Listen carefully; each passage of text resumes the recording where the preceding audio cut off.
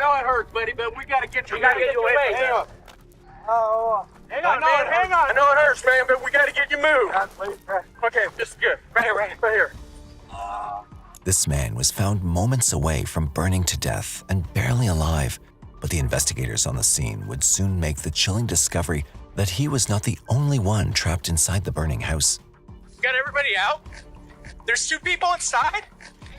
Lafayette, please! I hear something in there. As soon as the detectives rescued the survivor, they began to realize the case was not just about the fire. It was something far more disturbing. My sister tears saying that someone shot the landlord in the house that he was in with him. But the true horror of what happened that night would only come to light when a grieving friend stepped forward with revelations that changed everything. Well, not looking good for Ron. Doesn't look like he made it. What the Oh my god. I know the fire was intentionally set. Lafayette, please, 911. Shot fired! Shot fired! Somebody got shot? Yes, ma'am. Did somebody shoot you? Yes. No, that was the cabin. Okay, is the person there that did it? Whoa! Fire! Fire! Fire! Fire! What? Fire! Okay, what's that noise going off? Are you still there? In the early hours of April 7th, 2018, Lafayette police were immediately on their way to the location. Come over here, have a seat.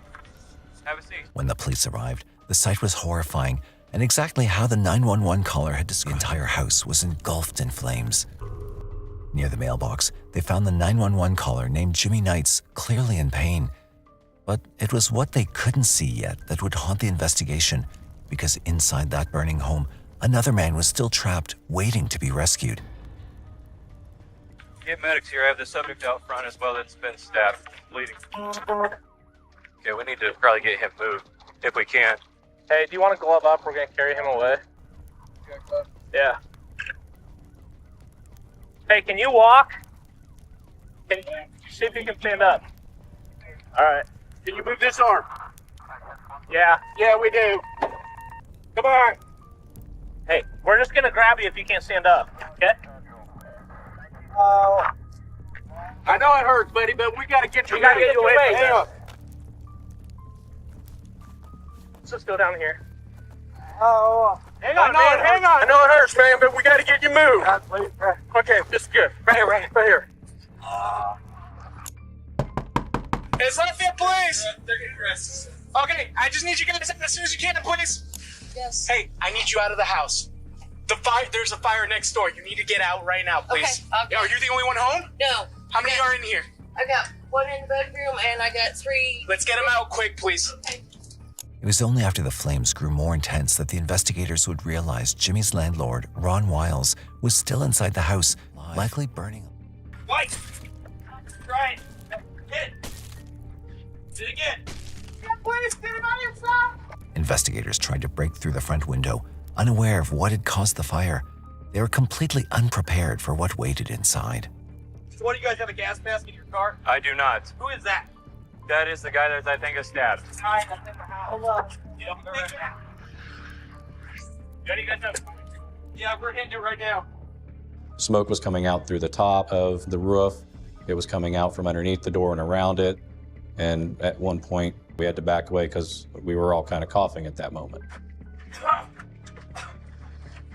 We had possibly another person still inside the house, so we couldn't account for him or even what was going on in there. The fire, along with the smoke and heat, would not let them in the front. They also doubted that the suspect who stabbed the man and set the house on fire was around, preparing to strike. So, carefully, they circled to the back of the house. Blood control's on this. Lafayette, please! See if you can get through that goddamn fence. Hinges are coming this way. Just trying to get rid of the... Man. And soon it began to look like they were stuck in a horror game with some wrong doors and some right ones, with fire everywhere and a loose suspect hiding in the dark. Lafayette, please! I hear something in there. More people inside. I can hear you. Lafayette Police. Please! No! Come to my boy! So we started yelling in to try to get attention of anybody that may be inside. Hey, come to my boys! Get down on the ground and come towards our boys. Go! Stay low. Get out the smoke. Go. Let fire do their job. While they failed to get any response, investigators finally had to back down and wait for the fire to get in control before they tried saving Ron again.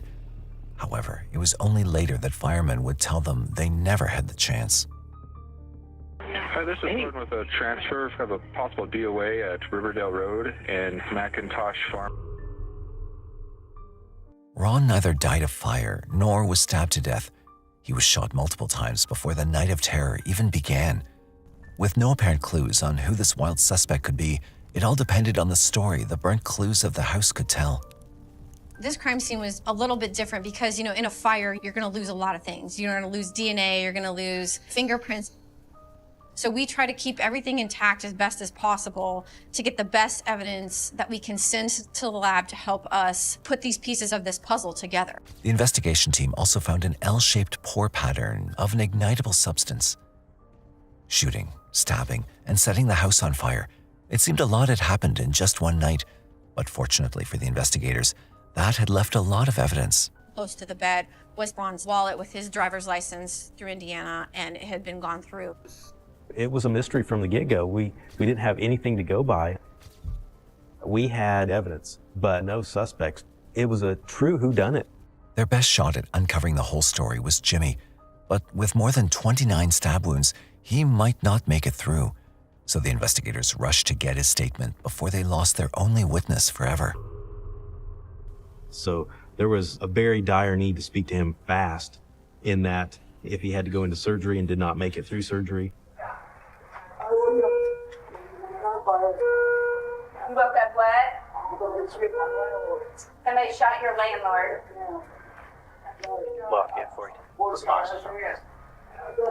My secretary is saying that someone shot the landlord in the house that he was in with him.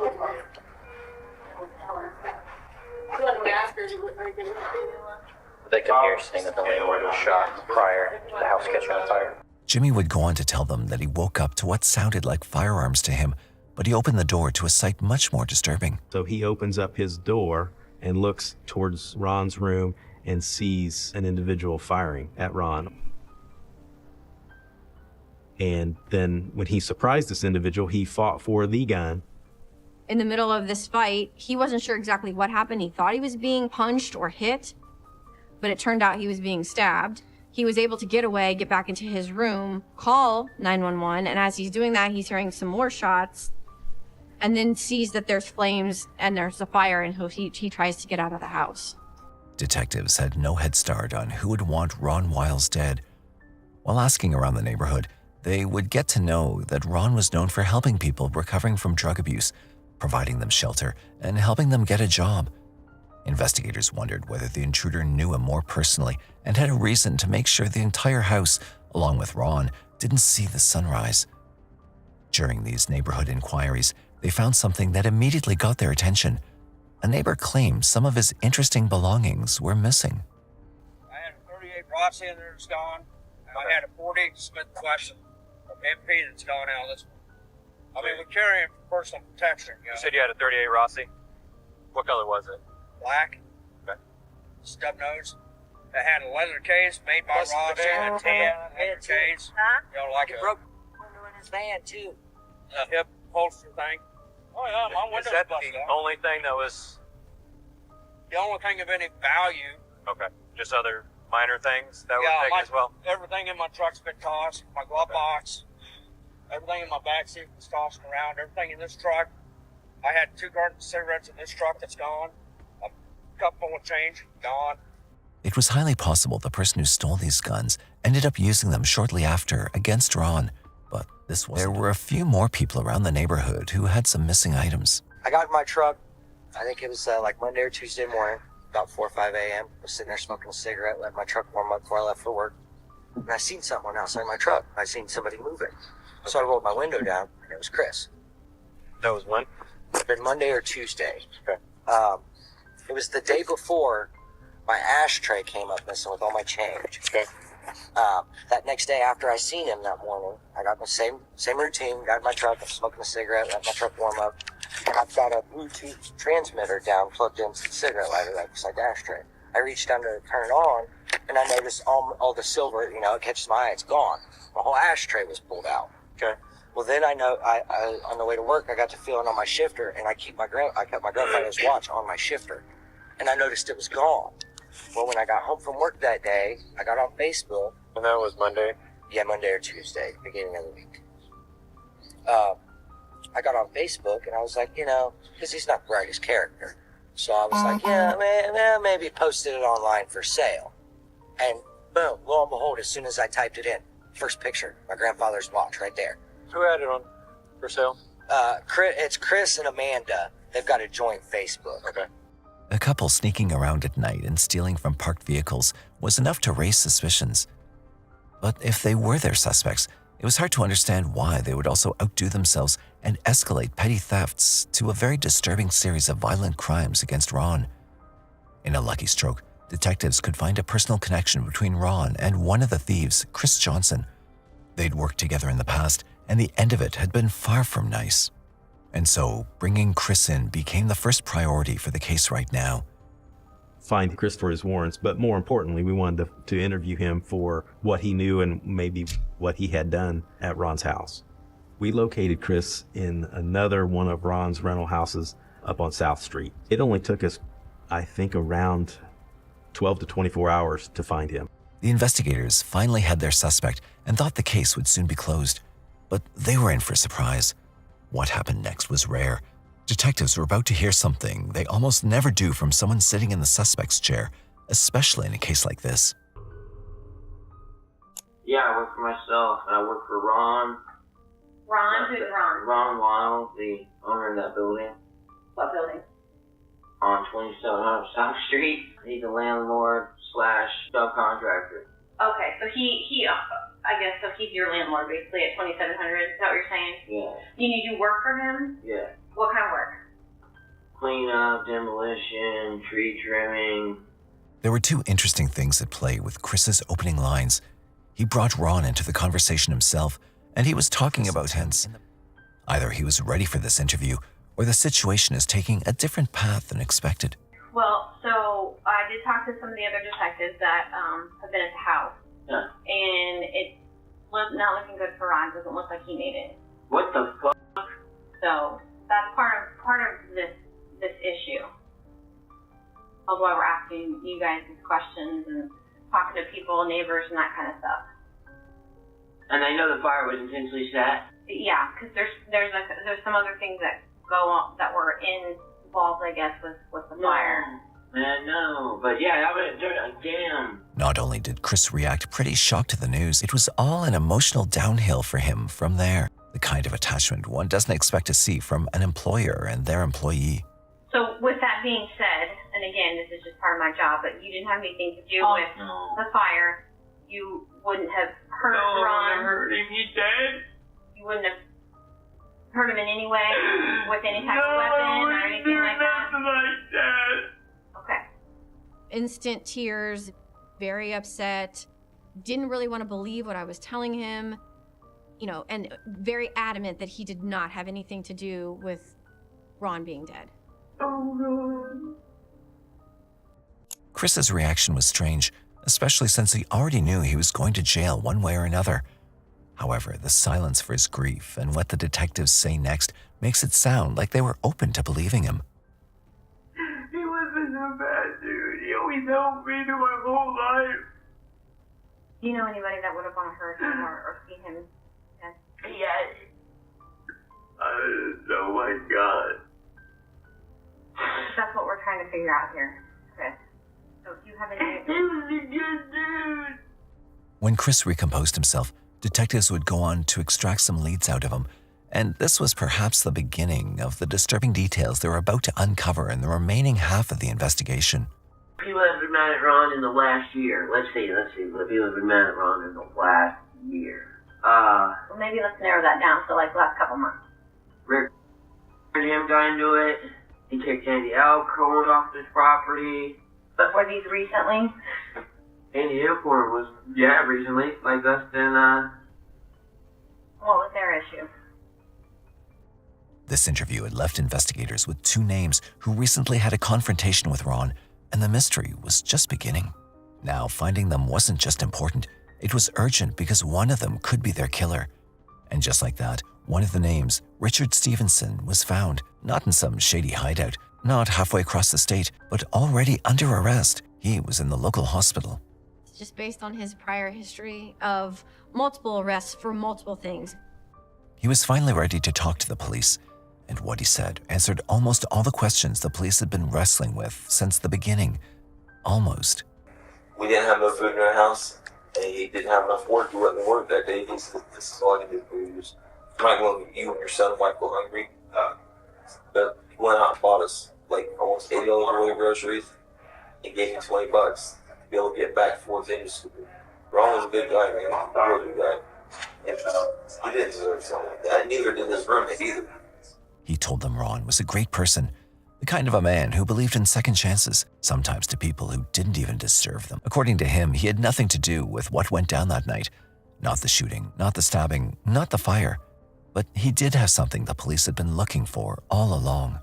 He's just $35 right now going to get his old lady out of jail. Swear to God, he kept saying every day, "I'm gonna rob him." That he was talking about robbing him on Saturday? Yeah, and that's the day that What was his exact words? He said, "I'm gonna rob this fat son, go get my wife out of jail." And the fat son of it was Ron? Yes. And then to get his wife out of jail? His wife died.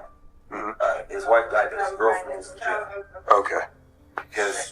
So to get his girlfriend out of jail? Yes, his girlfriend. I didn't get to say his wife because his wife was died. His wife died previously, a couple days before that. The old lady got arrested. And Ron kicked him out of the day houses he had. I kicked him off the property. And that's when he was saying, "I'm gonna rob his son." He kept saying, "Saturday, I'm gonna go get him. I'm gonna get him on Saturday right after he collects all his rent money, kill his son." A name came up, Andrew Alcorns. According to Richard, he was the one who needed bail money for his girlfriend. That was how it all began. Whether that was the truth or just a name thrown into the fire, it was enough to give the investigators a direction.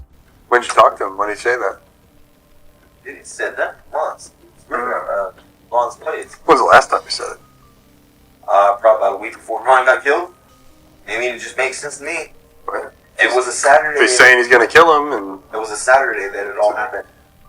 So he said, "I'm going to go kill Ron to go get money to get his girlfriend out of jail." Yeah, that's what he wanted. He said he was going to kill Ron because he needed $1,000 to get his old lady out of jail. Gotcha. Andrew Alcorns wasn't a new name to police. He was someone they already knew, and not for the right reasons. Alcorns is kind of one of those guys that's just a little out there, volatile, I guess. We found out that Andrew Alcorns and Paige both had been kicked out of apartments, and she had been arrested in a different county a couple days prior. The fact that the same name came up from two different people in two completely different situations meant one thing: the police were on the right track. Andrew was already dealing with legal troubles in other cities. Things were getting out of hand. He wasn't just a suspect anymore. He was starting to look dangerous, and they needed to get him, and fast. Police found out that Paige, Andrew's girlfriend, was bailed out and she was no longer behind bars. But it wouldn't be long before they will cross paths with her. I got the information about her arrest and just kind of what had happened. I asked if I could have copies or access to their jail phone system so that I could listen to any jail phone calls that were previously made. On the recordings from that county, there were phone calls from Paige to Andrew Alcorns. As police listened in on Paige's and Andrew's jail conversation, the pieces started to fall into place. Paige's one question answered everything. How much you gotta get, Phil? 300. Still gotta get. I thought you only had a couple hundred left earlier. I do, Paige. I ain't been able to get nothing. Oh no, baby. I'm trying my hardest, man.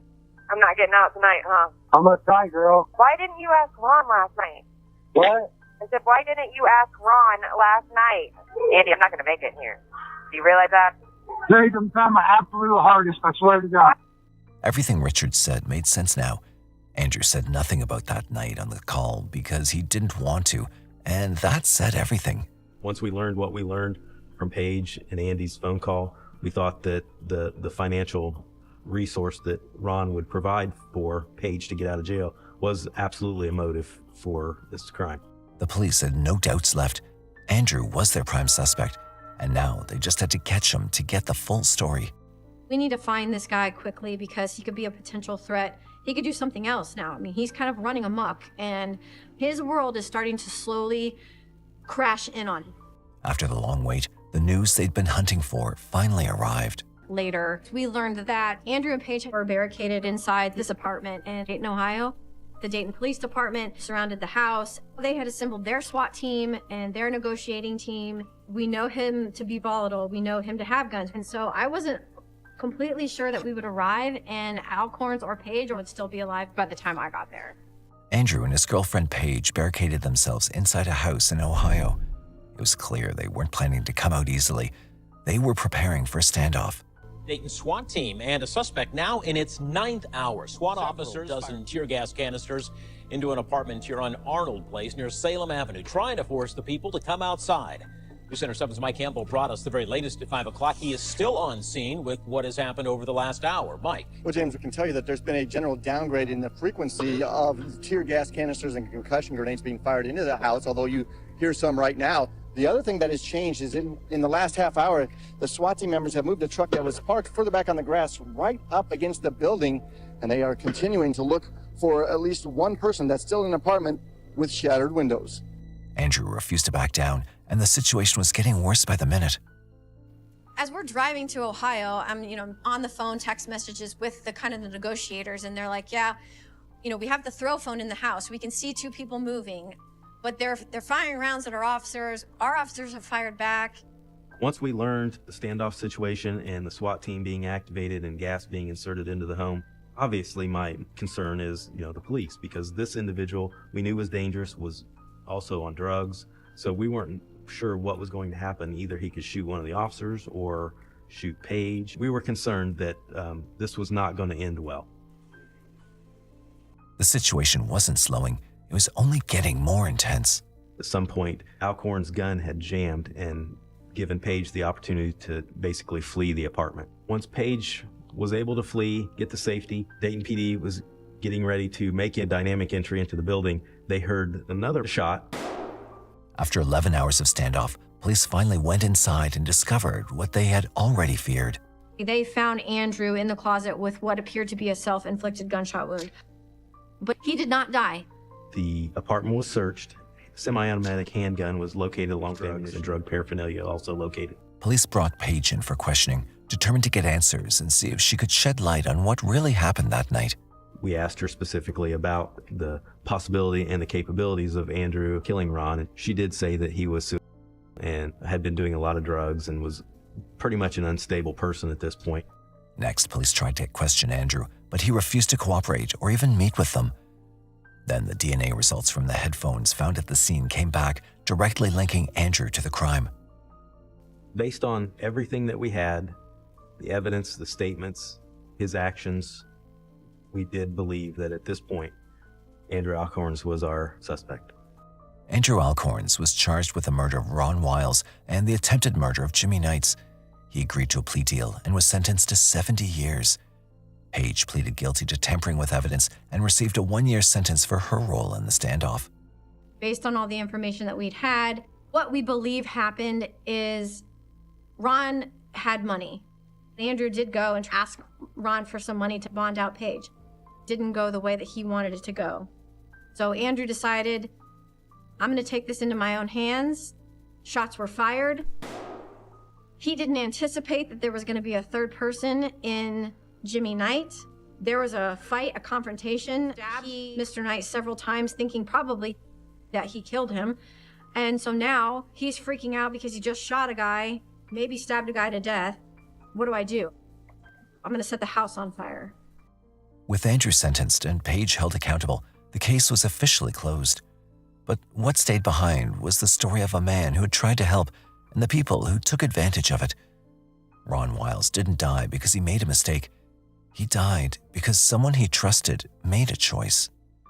To be remembered as the person that he truly was.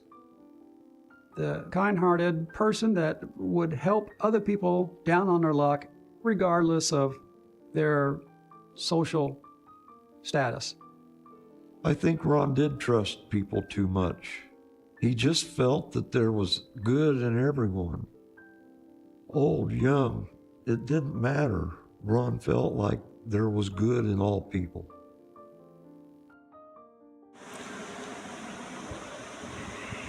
हाय दोस्तों, क्या हाल है? खैरियत है, उम्मीद करता हूँ खैरियत से होंगे। मैं अभी बैठा हुआ हूँ और वीडियो बना रहा हूँ। वीडियो बनाते बनाते अब क्या कह सकते हैं। वीडियो बन रही है और बैठे हुए वीडियो बना रहे हैं। कुछ करना है